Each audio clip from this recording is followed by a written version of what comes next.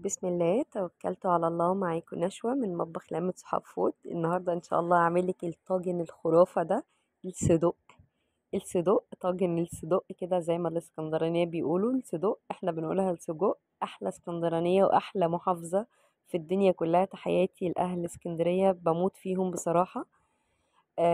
طاجن السجق ده يعني حكاية ملهوش حل، يعني ما شاء الله، يعني على الدسامة والطعم والشكل اللي يهبل. طاجن السجق عملته بالبطاطس، حاجة كده يعني خرافة، يعني حاجة كده ملهاش حل بجد والله العظيم، حاجة جنان. وبتكلفة بسيطة جدا ومش معقول الريحة كانت قلبة الدنيا معايا. بصي بقى، احنا هنستعمل نص كيلو سجق. عايزة تستعملي ربع اوكي مفيش اي مشكلة، عايزة تستعملي نص تمام، على حسب امكانياتنا يا جماعه. والله انا يعني بصي، كل اللي عندك يعني عايز تعمليه باقل كمان من ربع اعمليه ان شاء الله باذن الله. يا رب يحسن ما بين ايدينا، ويا رب يرزقنا من حيث لا نحتسب. ما تأزميش الدنيا، الدنيا غاليه، بس ان شاء الله باذن الله ربنا ان شاء الله باذن الله هيفرجها ان شاء الله، وتبقى الحاجه في ايدك بسيطه كده، وان شاء الله باذن الله ربنا يكرمنا جميعا. جبت السجق، انا عايزه اديله صدمه، اديت له صدمه، حطيت 3 معالق زيت. وبعد كده بدأت ان انا اديله صدمة على البوتاجاز، تحميرة كده حلوة كده ما شاء الله. بصي شكله عامل ازاي، بصي بقى. يا ريت ان انتي لما تيجي تديله صدمة ما تحطيش زيت، دي كانت غلطة مني انا ان انا اديت له زيت، لان هو يعني هو اوريدي بينزل زيت، بينزل سوائل كتير، يعني بينزل سمنة او دهن كتير. تمام، في نفس الطاسة اللي انا اديت للسجق فيها صدمة، نزلت بمعلقة توم كبيرة، معلقة توم مهروس كبيرة، وبدأت ان انا اقلبها. احنا يعني انا مش هحمرها قوي، انا بس مجرد ان انا اصفرها كده. وبعد كده هنزل ببصلتين او بصلة واحدة، مقطعاها شرايح، انا مش مقطعاها صغير، مقطعاها شرايح، نزلت بيها. تمام، وهديها برضو تشويحة كده، يعني مجرد ان انا اصفرها. وبعد كده عندي هنا 3 طماطمات كبار انا قطعتهم صغير كده شوية، وبدأت ان انا انزل بيهم على على البصل واقلب، قلب قلب قلب. وبعد كده نزلت بمعلقه، نص معلقه سكر عشان تعادل، يعني ما تخليش الطماطم تعمل لنا حموضه. تمام، السكر دي معلقه اوريدي مع الصلصه كلها انا بعملها.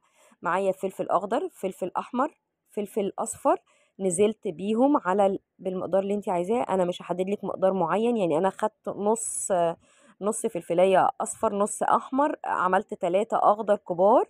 وادي البطاطس عندي قطعتها مكعبات. بصي البطاطس ما تحطهاش نيه، يعني اديها بالظبط، يعني اديها تحميره كده، يعني ان انت تشمعيها في الزيت بتدي طعم احسن كتير ما تديها ما تحطيها نيه. تمام، هقلب بقى المكونات بتاعتي كلها، وهنزل بقى بفلفل، كمون، كزبره، بابريكا، ملح. يبقى فلفل اسمر، كمون، بابريكا، بابريكا مدخنه، ما عندكيش بابريكا مدخنه مفيش اي مشكله خالص، كزبره، فلفل اسمر، كمون، والملح. تمام، بدات ان انا اقلب، انا نزلت بالملح حاجه بسيطه جدا لان عندي السجق بيبقى مملح.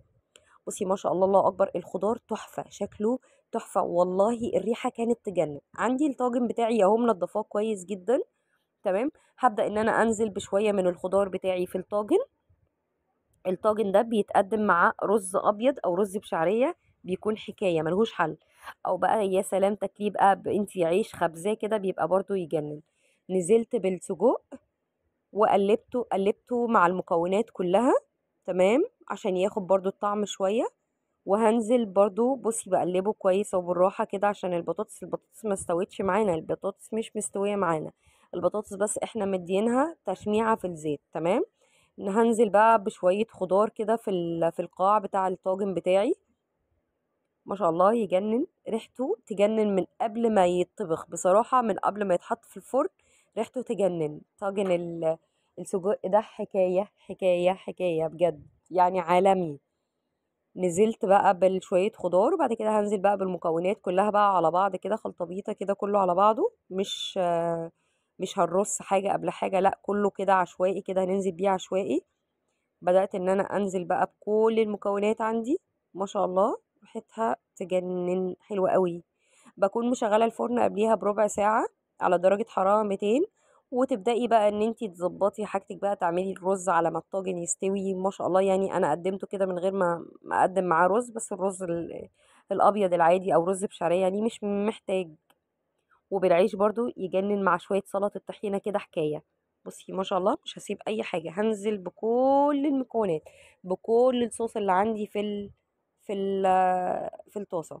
تمام. خلاص كده تمام كده، الدنيا مش صعبة، الدنيا سهلة معانا بسيطة جدا. بدأت بقى ان انا اجيب الطاجن بتاعي هغطيه للأسف هي ما ظهرتش. غطيته بورق زبدة الاول، وبعد كده غطيته بالغطا، وبعد كده دخلته الفرن. وبعد كده بصي ما شاء الله اهو بيبقبق معانا. يعني انا كرمشت ورقة الزبدة كده ورحت مغطيه ورحت مدخلاه الفرن. وبعد كده بقى التكاية العسل اللي هتديله قوام ملهوش حل يجنن. شويه موتزاريلا بقى، لو ما عندكيش موتزاريلا ما فيش اي مشكله خالص خالص. ما توقفيش نفسك في اي حاجه، ما عندكيش اي مكون مثلا. يعني البابريكا المدخنه ممكن تستغني عنها، ما فيش اي مشكله خالص. الجبنه الموتزاريلا برضو ممكن تستغني عنها وتكتفي بالطاجن بالطاجن كده، ما فيش اي مشكله. بدات ان انا احط الموتزاريلا على الوش وادخلها بقى تاخد بقى ايه وش كده جميل، روعه. بصي ما شاء الله شكل الطاجن ايه، شكل الطاجن يجنن، ريحته قلب الدنيا. حاجة لو جيتي تشتريها من بره كالعادة برضو هقولها لك هتشتريها غالية جدا. ابدأي اعملي كل حاجة في بيتك، هتلاقي الحاجة سهلة والله العظيم وبسيطة جدا. بصي مطة الموتزاريلا عندي، لو حد سألني على الموتزاريلا انا بستعمل موتزاريلا اسمها موتزاريلا بدران، دي موتزاريلا بلدي. تقريبا ب90 جنيه الكيلو. بس حاجة خرافة، انا معرفش بعد ما غليت بقت بكام، بعد ما الحاجة غليت بقت بكام. انتي خدتي شوية صغيرين، انتي مش هتحتاجي غير يعني نص كوباية او نص كوباية. ولو برضو ما عندكيش مش مشكلة خالص. بصي بصي ما شاء الله البطاطس طرية وجميلة ازاي وتجنن، ما شاء الله حلوة جدا، حلوة جدا. ما قدرتش خلاص الدايت يا جماعة، اللي عامل دايت ما ياكلش والله بجد، يعني صعب ان هو ياكل ده لان هو دسم جدا جدا. وبصي ما شاء الله يعني ما شاء الله الموتزاريلا فيها ما شاء الله يعني تجنن. ادي الطاجن شكله ايه بقى، اديتك بقى يعني حلوة قوي ما شاء الله. بصي مطة الموتزاريلا كانت تجنن، حلوة حلوة حلوة. وتفضلوا معايا يعني ما شاء الله. عايزة تقطعي السجق صغير قطعيه، بس انا حبيت ان انا اخلي السجقاية كده سوري، السجقاية كده زي ما هي كده.